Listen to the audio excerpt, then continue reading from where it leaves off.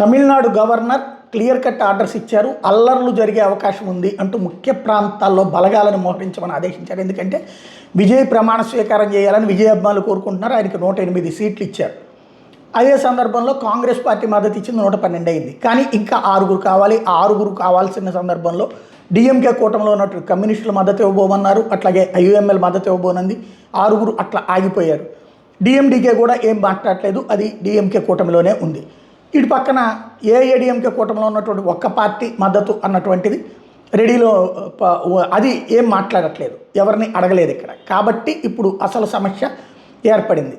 ఏమైనా అభిమానులు ఇప్పుడు గొడవకి దిగుతారా, అది డిఎంకే కార్యాలయాల మీదనో అన్నా డిఎంకే కార్యాలయాల మీదనో దాడులకు దిగుతారా? ఎందుకంటే వీళ్ళిద్దరూ కలిసి వాళ్ళ ప్రభుత్వాన్ని రానివ్వట్లేదు అని ఫీలింగ్తో, లేదు బీజేపీ మీద దాడులకు దిగుతారా, కేంద్ర ప్రభుత్వం అధికారంలో ఉంది వాళ్ళే ఆపుతున్నారని ఇంకో నాటకం కూడా ప్రచారం చేస్తున్నారు. కాబట్టి అన్న నేపథ్యంలో భద్రతను ప్రత్యేకంగా ఏర్పాటు చేస్తున్నారు.